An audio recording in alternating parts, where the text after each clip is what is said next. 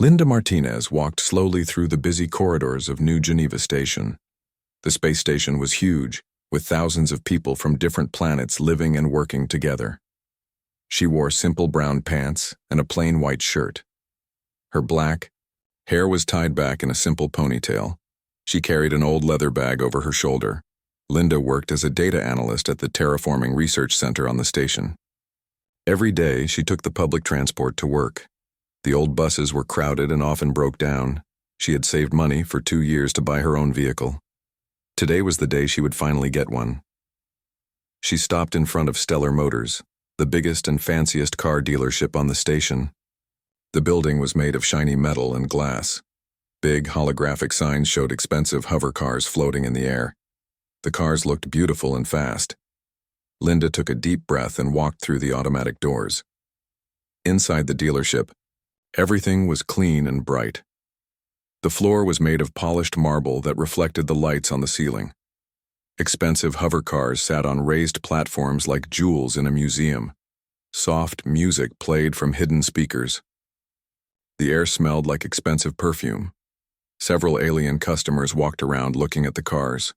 Most of them were tall and wore expensive clothes. Their jewelry sparkled under the bright lights. Linda felt out of place in her simple clothes. But she had every right to be there. She had money to spend. A tall blue alien with 4 arms and golden eyes noticed Linda. His name was Vextar, and he was the head salesman at Stellar Motors. Vextar belonged to a race called Zephyrians. They were known throughout the galaxy for thinking they were better than other species, especially humans. Vextar walked over to Linda with a fake smile on his face. His golden teeth gleamed when he spoke. "Can I help you find something?" he asked, in a voice that showed he did not really want to help her. "Yes, I would like to look at your mid-range hover cars," Linda said politely. "I need something reliable for daily transportation." Vextar looked Linda up and down. He saw her simple clothes and old bag. His fake smile got bigger, but his eyes became cold. "I think you might be in the wrong place," he said. "Our vehicles start at 50,000 credits. Perhaps you should try the human quarter. They have more suitable options for people like you." Linda felt her face get warm, but she kept her voice calm. "I understand your prices. I have pre-approval for financing. Could you please show me what you have available?" Vextar laughed, a harsh sound that made other customers turn to look. 2 other Zephyrian salesmen came over to see what was funny. "Pre-approval?" Vextar said loudly. "From which bank? The Human Charity Fund?" The other salesman laughed too. Linda felt embarrassed, but she did not give up. She reached into her bag and pulled out her credit authorization pad. The small device showed that she had been approved for a loan of up to 75,000 credits. "Here is my authorization," she said, holding out the pad. "I think you will find everything is in order." Vextar took the pad from her hand roughly. He looked at the screen for a few seconds, then made a disgusted face. "This is obviously fake," he said. "Our computer systems do not recognize primitive human banking. Do you think we are stupid?" "The authorization is real," Linda said firmly. "If you check with the Interstellar Credit Union, they will confirm it." "I do not have time for games," Vextar said. He looked at the other salesman and rolled his golden eyes. "Why do humans always try to buy things they cannot afford? It is embarrassing." More customers stopped to watch the scene. Linda saw aliens whispering to each other and pointing at her. Some looked sorry for her, but others seemed to enjoy watching her embarrassment. "I am not trying to buy anything I cannot afford," Linda said. Her voice was still calm, but inside, she felt angry and hurt. "I have worked hard and saved money for this purchase. I just want to be treated with basic respect." Vextar made a show of looking shocked. "Respect? You come into my dealership wearing clothes that cost less than our floor mats. You wave around a fake credit pad and demand respect. You humans have no sense of your place in the galaxy." One of the other salesmen, a shorter Zephyrian with silver skin, joined in. "Maybe if humans worked harder instead of expecting handouts, they could afford nice things." Linda felt her face burning with shame and anger. She had never been treated so badly in her life. Around her, the alien customers continued to stare and whisper. Some looked uncomfortable with what they were seeing, but none of them said anything to help her. "I think it is time for you to leave," Vextar said. He pressed a button on his wrist communicator. "Security, we have a problem in the showroom. A human is causing trouble." "I am not causing trouble," Linda said. "I am trying to make a purchase." Two large robot security guards rolled into the showroom. They were painted silver and had red lights for eyes. Their mechanical voices were cold and emotionless. "Please leave the premises immediately," one robot said. "You are not welcome here." Linda looked around the showroom one more time. Every face was staring at her. She felt small and alone. She put her credit pad back in her bag and walked toward the door with as much dignity as she could manage. "Next time, think before you waste our time," Vextar called after her. "We are serious business people, not charity workers." The other Zephyrians laughed again. Their laughter followed Linda all the way to the door. As Linda walked out of the dealership, she did not see Jake Thompson sitting at a coffee shop across the plaza. Jake worked with Linda at the research center. He had been having lunch when he saw her go into Stellar Motors. He watched the whole thing happen through the big glass windows. Jake knew Linda as a quiet, smart woman who kept to herself at work. She was always polite and helpful, but she never talked much about her life outside the office. He had no idea she was planning to buy a car. He also had no idea that there was much more to Linda Martinez than anyone at the research center knew. Jake felt angry as he watched Linda walk away from the dealership with her head down. The way the aliens had treated her was wrong and cruel. He wanted to do something to help, but he was not sure what. Linda walked slowly back toward the residential section of the station. People moved around her in the busy corridors, but she felt like she was walking alone. The embarrassment and anger burned in her chest like a fire. What the aliens at Stellar Motors did not know was that they had just made a very big mistake. Linda Martinez was not just a simple data analyst. She was much more than that, and tomorrow she was going to show them exactly who they had decided to mess with. Jake Thompson could not stop thinking about what he had seen at the car dealership. All afternoon at work, he watched Linda sitting at her desk, typing on her computer like nothing had happened. She looked calm and peaceful, but Jake knew she must be hurting inside. Linda always kept to herself at the research center. She did her work quietly and well. When the senior scientists had meetings, they sometimes asked Linda for her opinion about complicated problems. Jake noticed that her answers were always smart and helpful. Sometimes her ideas were so good that the scientists looked surprised. Jake had worked with Linda for 3 years, but he realized he knew almost nothing about her personal life. She never talked about family or friends. She never mentioned hobbies or weekend plans. She came to work every day, did her job perfectly, and went home alone. At 5 o'clock, Jake made a decision. He walked over to Linda's desk as she was packing her things to leave. "Linda," he said quietly, "I saw what happened today at Stellar Motors. I'm really sorry those aliens treated you that way." Linda looked up at him with surprise. "You were there?" "I was having lunch at the coffee shop across the plaza.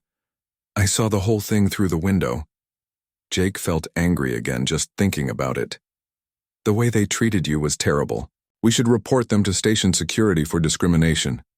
Linda picked up her bag and stood up from her desk. "Thank you for caring, Jake, but I do not think filing a complaint will help much." "Why not?" "What they did was wrong. There are laws against treating people badly because of their race." Linda smiled, but it was a strange smile that Jake had never seen before. "There are better ways to handle this," she said. Jake walked with Linda toward the exit of the research center. "What do you mean?" "I mean that sometimes the best revenge is not what people expect." Linda's voice was calm, but there was something different about it. Something stronger. They reached the transport station where Linda usually caught the bus home. Jake was about to say goodbye when Linda surprised him. "Would you like to come to my apartment for coffee?" she asked. "I think it is time someone knew the real story about Linda Martinez." Jake was shocked. Linda had never invited anyone from work to her home before. He was curious about what she meant by the real story. "Sure," he said. "I would like that." They took the transport to the human residential section of the station. Jake expected Linda to live in one of the small, cheap apartments that most research center workers could afford. He was surprised when they got off at one of the better stops. Linda led him to a nice apartment building with a doorman and security cameras. Her apartment was on the 20th floor with a view of the station's Central Park. The apartment was not huge, but it was comfortable and clean. Jake noticed that the furniture was simple but high quality. "Please sit down," Linda said, pointing to a soft chair near the window. "I will make coffee." While Linda worked in the kitchen, Jake looked around the apartment. He saw shelves full of books about science and engineering. There were also some old pictures on the walls showing spaceships and space stations he did not recognize. Linda came back with 2 cups of coffee and sat down across from Jake. For a few minutes, they drank their coffee in silence. Jake could tell that Linda was thinking about something important. "Jake," she finally said, "what do you know about the history of human space travel?" Jake was confused by the question. "I know that humans started traveling between stars about 25 years ago. Before that, we were stuck in our own solar system. Do you know what made interstellar travel possible?" "The faster-than-light drive," Jake said. "Someone invented it, and suddenly humans could visit other star systems, but I do not know who invented it." Linda got up and walked to a desk in the corner of the room. She opened a drawer and pulled out a datapad. She touched the screen a few times, then handed it to Jake. "Read this," she said. Jake looked at the screen. It was a news article from 22 years ago. The headline said, "Young engineer creates breakthrough in FTL technology." Below the headline was a picture of a woman in a white lab coat standing next to a complicated machine. Jake stared at the picture for a long time before he realized who it was. "This is you," he said slowly. "But your name here is Dr. Linda Martinez, and it says you were the lead engineer on the first successful faster-than-light drive." "That is correct," Linda said quietly. Jake read more of the article. It talked about how Dr. Linda Martinez had solved problems that had puzzled scientists for decades. Her breakthrough made it possible for humans to travel to other star systems safely and quickly. The article called her one of the most important scientists of the century. "I do not understand," Jake said. "If you invented the FTL drive, why are you working as a data analyst? You should be famous and rich." Linda sat back down and sighed. "I was famous for a while, and I was rich too. But fame and money brought problems I did not expect." She told Jake about what happened after her invention became public. Big corporations fought over the rights to her technology. Lawyers tried to steal her patents. Politicians wanted to use her invention for military purposes. Everyone wanted a piece of Dr. Linda Martinez. "I spent 5 years fighting in courts and dealing with greedy people," Linda said. "I won most of the battles, but I was tired of fighting. I wanted to do science, not business and politics." "So what did you do?" "I took the money I made from licensing my patents and invested it carefully. Then I disappeared from public life. I came to New Geneva Station and got a simple job where no one would recognize me. I have been living quietly here for 15 years. Jake was amazed. "But why tell me this now?" Linda smiled that strange smile again. "Because tomorrow I am going to remind some people why it is dangerous to judge humans by their appearance." She took the datapad back from Jake and showed him another screen. This one showed numbers that made Jake's eyes go wide. It was Linda's bank account balance. She had more money than Jake had ever imagined one person could have. "This is just one account," Linda said. "I also own parts of 3 major shipping companies, 2 asteroid mining operations, and several other businesses. My patents are used in almost every FTL drive in the galaxy. Every time someone travels between stars, I make money." Jake felt dizzy. "You are one of the richest people in human space." "Probably," Linda said. "But I prefer living simply. Money is just a tool. Tomorrow, I'm going to use that tool to teach those arrogant aliens a lesson they will never forget." "What are you going to do?" Linda's smile became wider. "I am going to buy a car." Jake stayed at Linda's apartment for 2 more hours. She told him more about her past and her plans for the next day. By the time he left, Jake understood that the quiet woman he worked with was actually one of the most powerful humans in the galaxy. As he rode the transport home, Jake thought about the aliens at Stellar Motors. They had no idea what they had. Started when they decided to humiliate Linda Martinez. Tomorrow was going to be very interesting. Linda sat by her window after Jake left, looking out at the lights of the station. She felt calm and ready. For 15 years she had lived quietly and peacefully. But sometimes quiet people had to make noise to get respect. She picked up her personal communicator and made a call to an old friend. It was time to prepare for tomorrow's show. Linda woke up early the next morning. She made coffee and sat by her window watching the station come to life.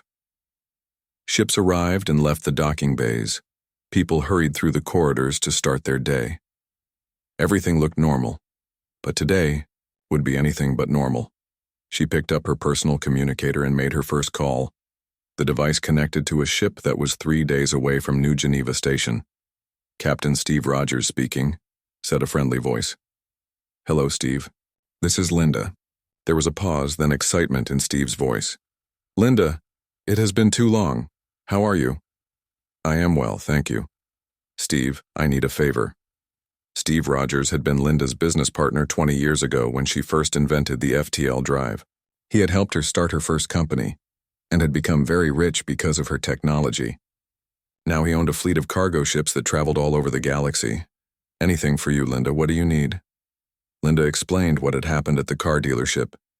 Steve became angry as she told the story.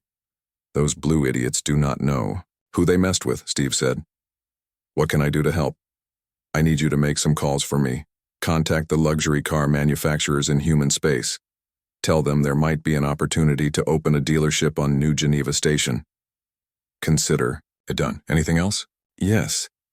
I also need you to contact Amy Foster at the Human Chamber of Commerce here on the station. Tell her I might need her help with something tomorrow." "I will call her today." "Linda, are you planning what I think you are planning?" Linda smiled. "I am planning to go car shopping." After she finished talking to Steve, Linda spent the morning researching Stellar Motors on her computer. She learned interesting things about the company and its owners. Stellar Motors was owned by the Zephyrian Trade Consortium, a group of rich Zephyrian families. The company had been successful for many years, but recently they were having money problems. Human car companies were making better and cheaper vehicles. Many customers were switching to human-made cars. The New Geneva Station dealership was very important to Stellar Motors. It was their biggest and fanciest store. If it failed, the whole company might collapse. Linda discovered something else interesting. The newest Stellar Motors luxury car, called the Stellar Phantom, used several important parts that were based on her patents. The Zephyrians were using human technology in their cars, but they still treated humans badly. She made more phone calls throughout the day. She contacted 3 big human car companies that wanted to sell their cars on New Geneva Station. These companies had tried for years to get good store locations on the station, but they could never compete with the rich alien companies. "This is Linda Martinez," she said to the president of Earth Motors, the biggest human car company. "Dr. Martinez? The Dr. Martinez who invented the FTL drive?" The man sounded shocked. "Yes. I have a business opportunity for you. How would you like to open a luxury car dealership on New Geneva Station? We have been trying to do that for 5 years, but we cannot get a good location." "What if I told you I could get you the best location on the station, right across from Stellar Motors?" There was silence on the other end of the phone. Then the man said, "What would you want in return?" "Nothing. I just want to help human businesses succeed." Linda made similar calls to 2 other companies. By the end of the day, she had 3 major car companies ready to open stores on New Geneva Station. She also had promises of exclusive car models that would only be sold at the new human dealerships. Her next call was to the station's real estate office. She had noticed a large empty store space directly across from Stellar Motors. The space had been empty for months because the rent was very expensive. "I would like to rent the commercial space in Section C, Level 5, Linda told the alien real estate agent. "That space is very expensive," the agent said. "The rent is 50,000 credits per month." "That will not be a problem. I would like to sign a 5-year lease." May I ask what kind of business you plan to open? A luxury car dealership. The agent was quiet for a moment. I should tell you that Stellar Motors also wanted that space, but they could not afford the rent. How interesting, Linda said. When can we sign the papers? While Linda was making her business calls, she also researched the people who had embarrassed her. She learned that Vextar, the head salesman, was the nephew of one of the owners of Stellar Motors. He had gotten his job because of his family connections, not because he was good at selling cars. Linda discovered that Stellar Motors had been trying to get an exclusive license to use more of her patented technology in their cars. They wanted to make their engines more efficient using her designs. The negotiations had been going on for months. She made one more important phone call, this time to her lawyer on Earth. Hello, Mr. Patterson. This is Linda Martinez. Dr. Martinez, good to hear from you. What can I do for you? I want you to cancel the technology licensing negotiations with the Zephyrian Trade Consortium. Are you sure that deal would be worth millions of credits to you? I am sure. Also, I want you to offer those same licenses to their competitors instead. That will make the Zephyrians very unhappy. Good, Linda said. That evening, Linda went shopping for clothes. She visited the most expensive stores on the station and bought an elegant business suit, expensive shoes and jewelry. She also went to a beauty salon and had her hair styled professionally. When she looked in the mirror, she saw Dr. Linda Martinez, the famous scientist, instead of Linda, the quiet data analyst. The transformation was amazing. Her last stop was at a special garage in the station's lower levels. This was where the truly wealthy people kept their most precious vehicles.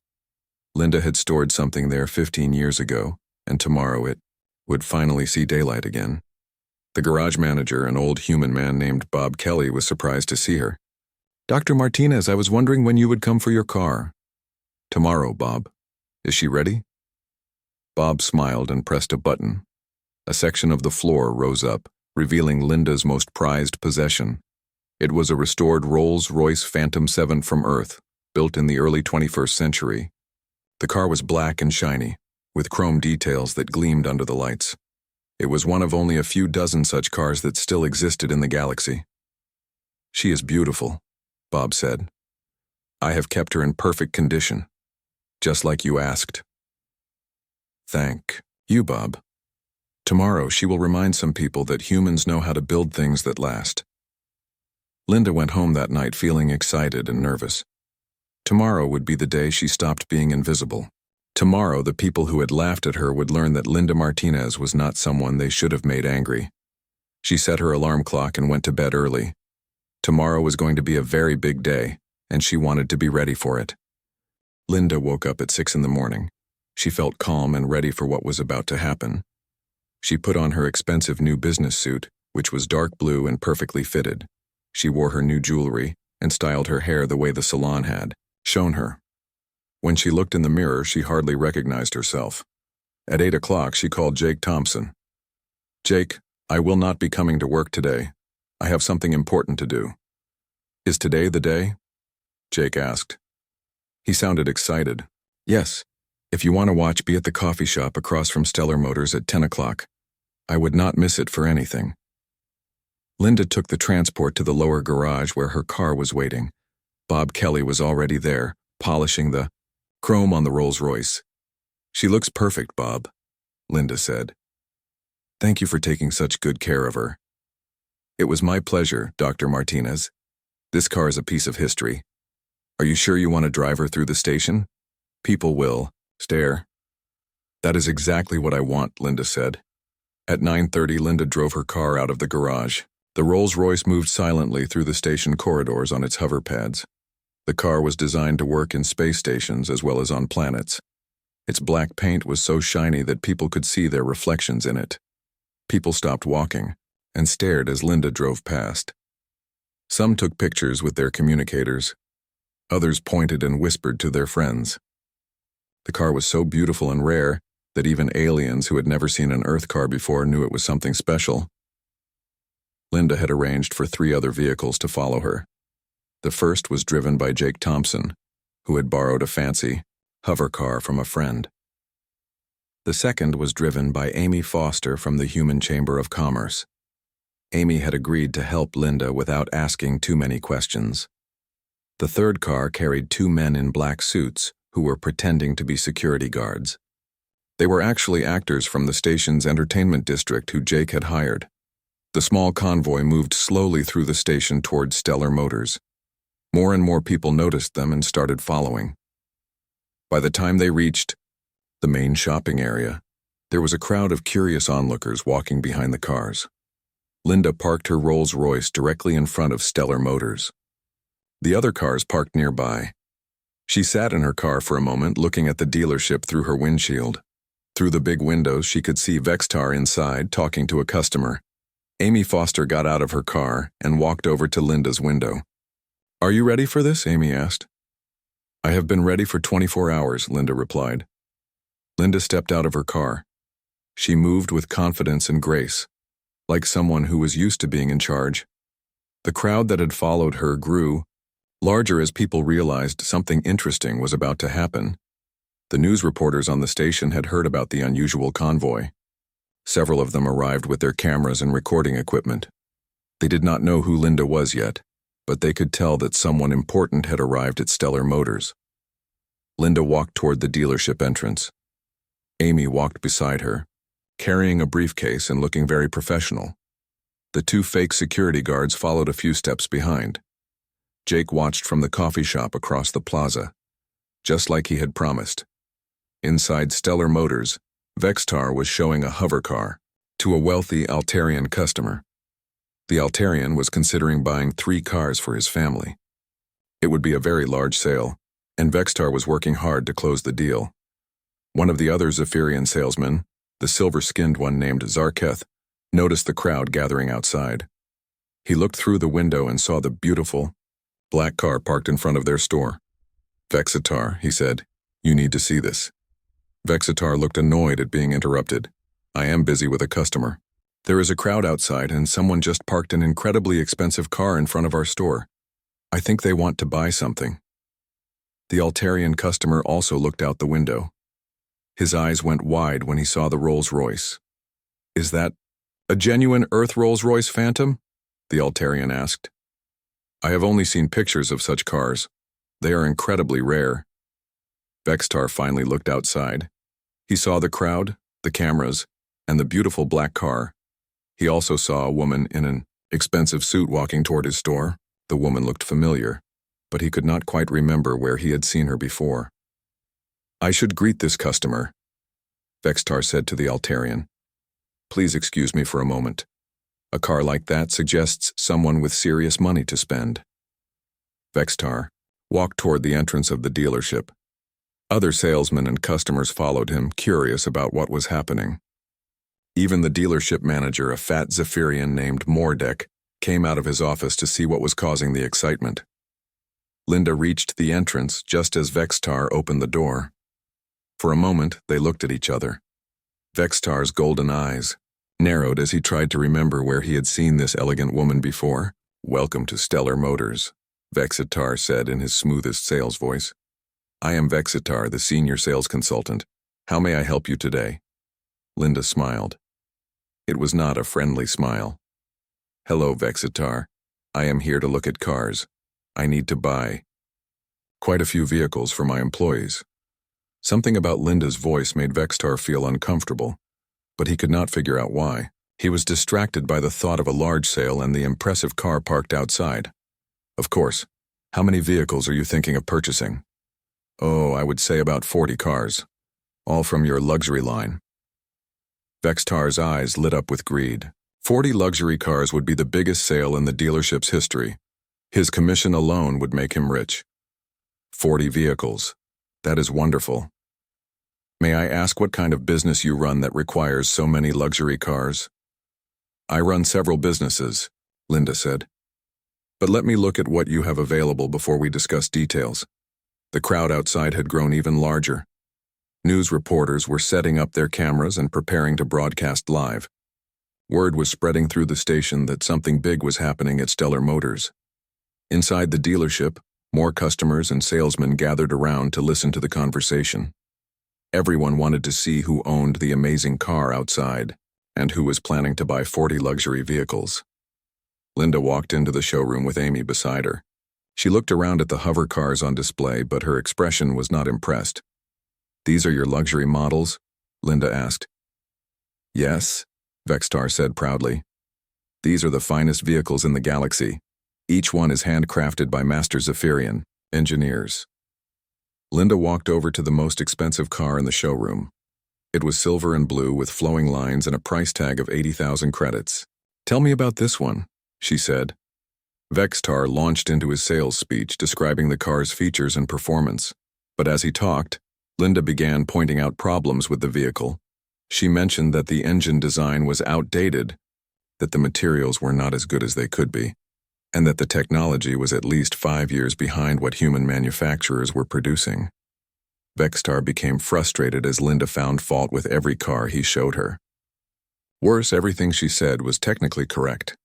She clearly knew a lot about hover car technology. Other customers in the dealership began listening to Linda's comments. Some of them started looking at the cars with more critical eyes.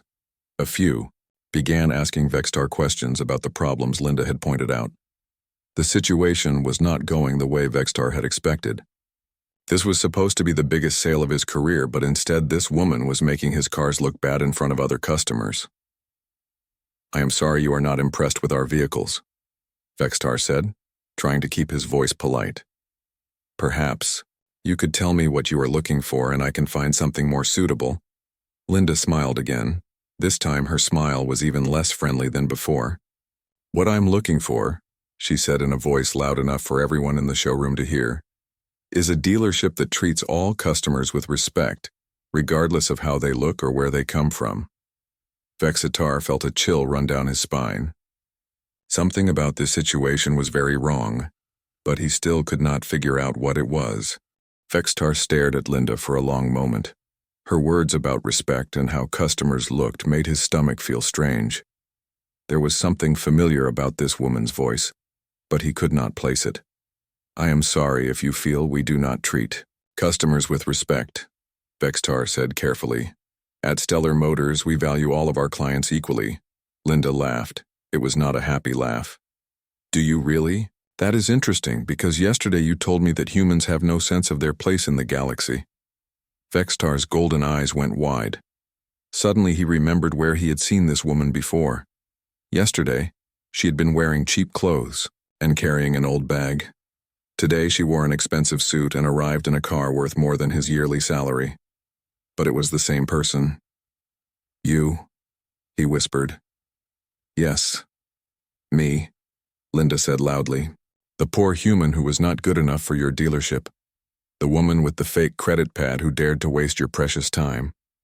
The other customers in the showroom began to whisper among themselves. The news reporters outside pressed closer to the windows, trying to hear what was happening. Vextar's face turned a darker shade of blue. He looked around and saw that everyone was watching him. The dealership manager, Mordek, pushed through the crowd to see what was happening. "What is going on here?" Mordek demanded. "This woman was here yesterday," Vextar said nervously. "She was dressed differently then. She caused trouble and had to be removed by security." "Is that true?" Mordek asked Linda. "It is true that I was here yesterday," Linda said in a clear voice that everyone could hear. "It is true that your salesman had me thrown out by security robots, but the only trouble I caused was trying to buy a car while being human." Amy Foster stepped forward and opened her briefcase. She pulled out a recording device. "I have here a complete audio recording of yesterday's incident," Amy announced. "It was recorded by station security cameras. Would everyone like to hear how Stellar Motors treats human customers?" Mordek looked panicked. "That will not be necessary. I am sure this is all a misunderstanding."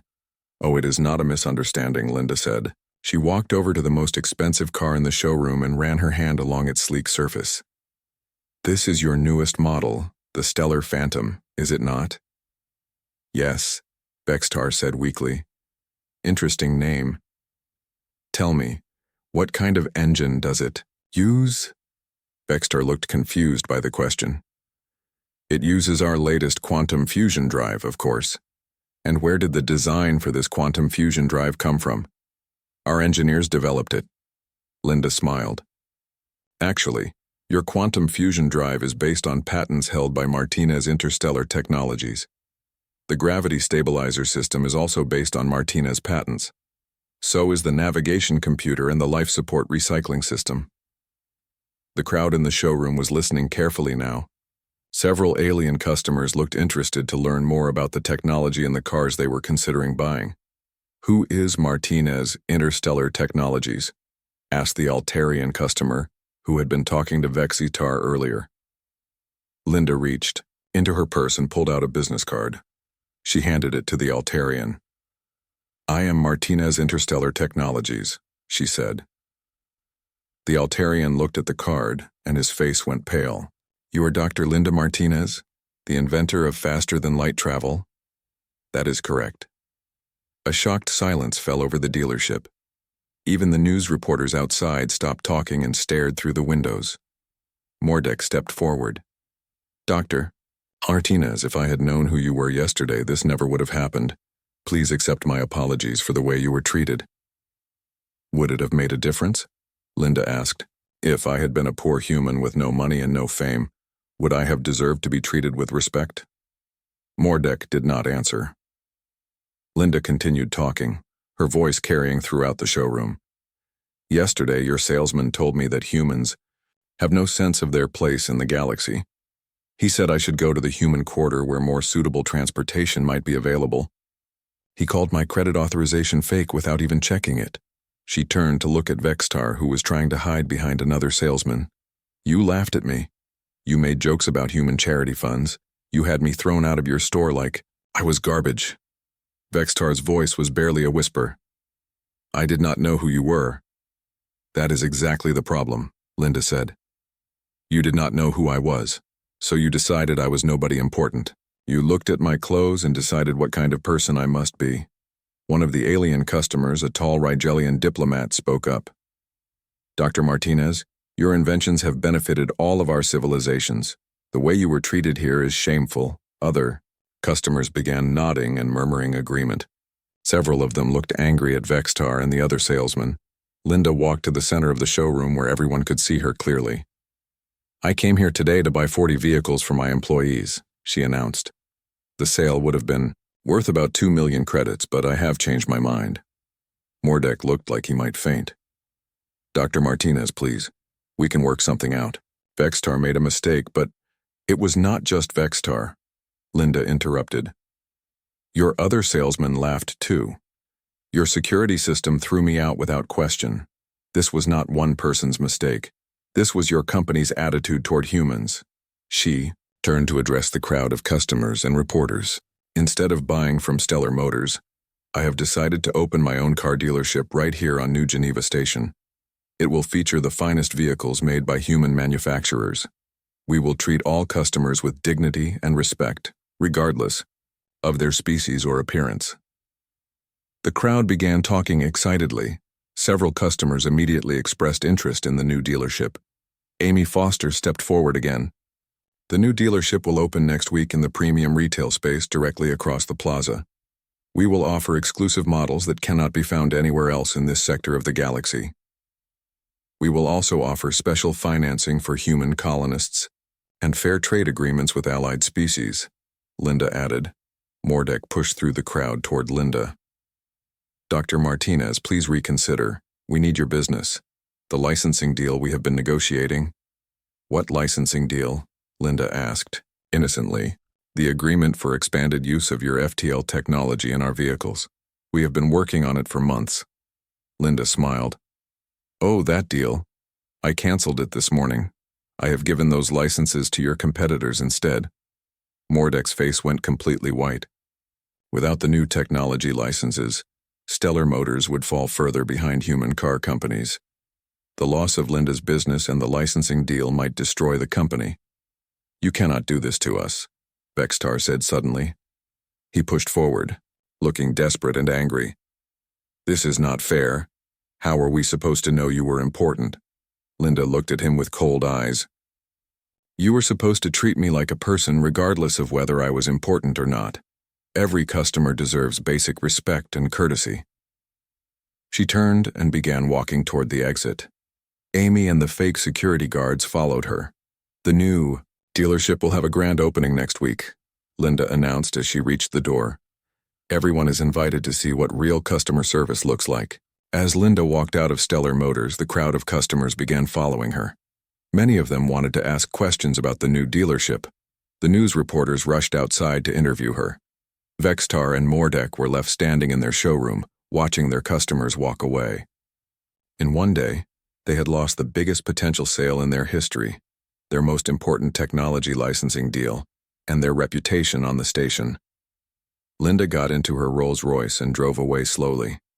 Behind her, the Stellar Motors dealership looked empty and sad. Ahead of her was a new adventure and the satisfaction of a job well done. 3 weeks had passed since Linda's confrontation at Stellar Motors. The news of what happened had spread throughout New Geneva Station and beyond. Videos of Linda revealing her identity had been watched millions of times across the galaxy. The story became famous as an example of why judging people by their appearance was always a mistake. Linda stood in front of her new car dealership, watching workers put up the final sign. The letters were bright gold against a dark blue background. Martinez Luxury Vehicles, where every customer matters.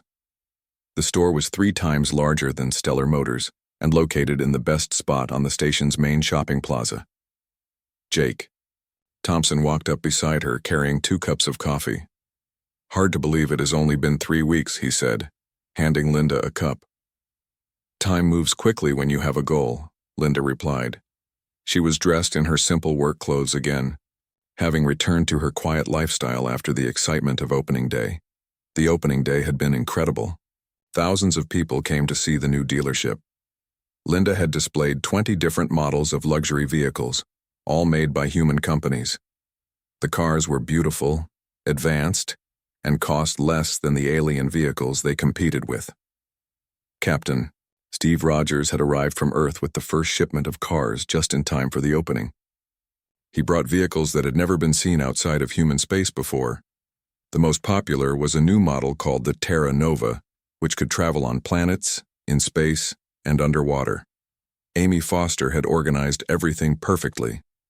She arranged for test drives, financing options, and even a special program where human colonists could buy cars with very low monthly payments. By the end of the first day, Linda had sold 60 vehicles and taken orders for 200 more. The success of Martinez Luxury Vehicles had immediate effects on Stellar Motors.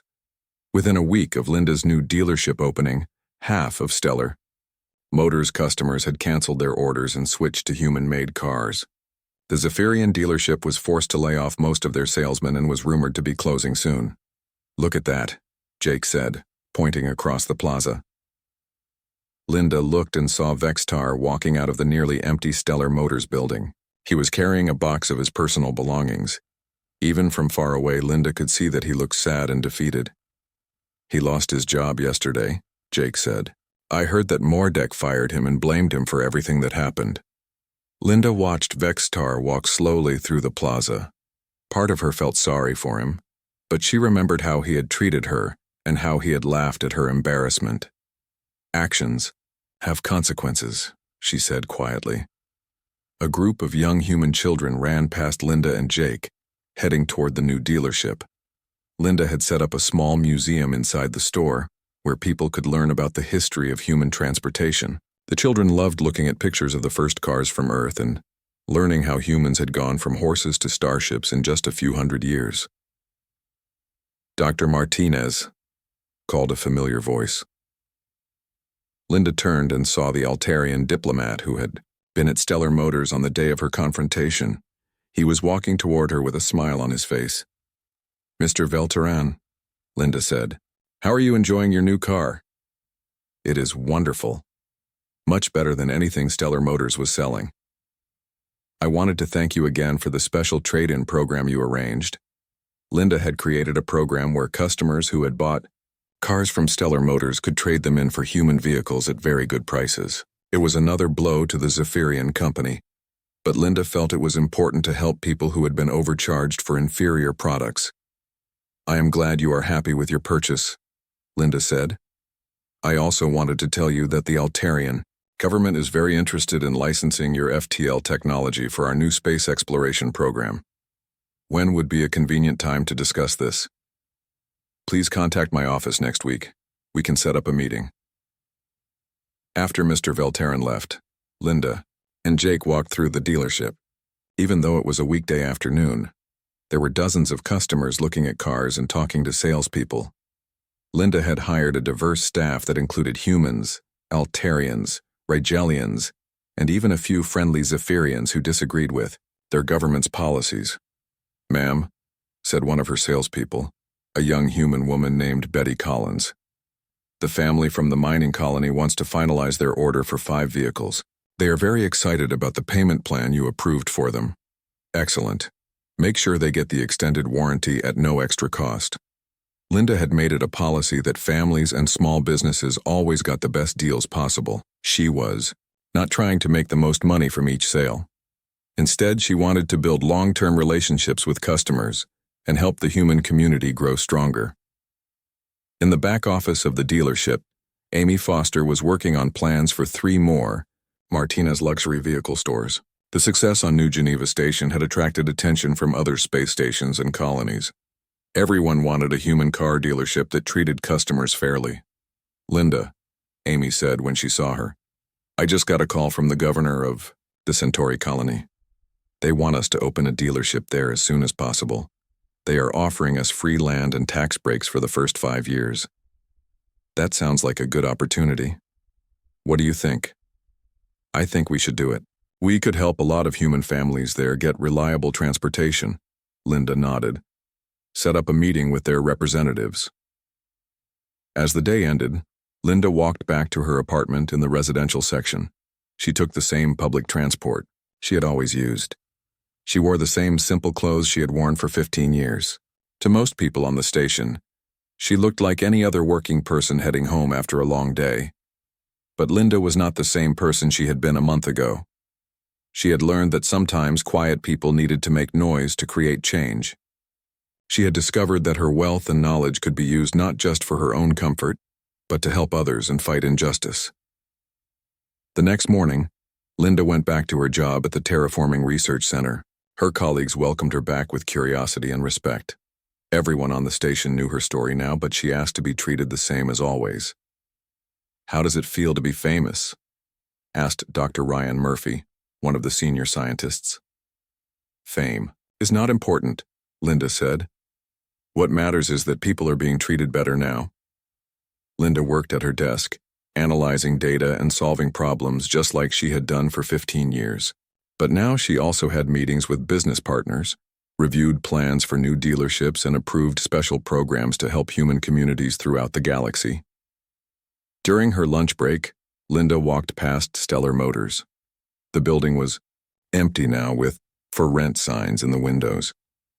Vextar and the other Zephyrian salesmen had left the station to look for work elsewhere. Mordek had returned to the Zephyrian homeworld in disgrace. Linda did not feel happy about their failure, but she felt satisfied that justice had been done. More importantly, the success of Martinez luxury vehicles had opened doors for other human businesses on the station. The entire human community was stronger because one person had refused to accept disrespectful treatment. That evening, Linda sat by her window looking out at the stars. Ships came and went from the docking bays, carrying people and goods throughout the galaxy. Many of those ships now used improved engines based on her technology, sold through fair licensing agreements rather than the exploitative deals that alien companies had tried to force on human inventors. Linda smiled and returned to reading her book. Tomorrow would bring new challenges and new opportunities to help people. But tonight, she was content to be Dr. Linda Martinez, the quiet woman who had reminded the galaxy that every person deserves to be treated with dignity and respect, no matter how they look or where they come from. The story of the simple woman who was kicked out of a car dealership and returned the next day in her Rolls Royce became a legend throughout human space. It was told to children as an example of why they should never judge others by appearances. It was told to business leaders as a reminder to treat all customers fairly, and it was told to anyone who felt small or unimportant as proof that one person could make a difference in the galaxy.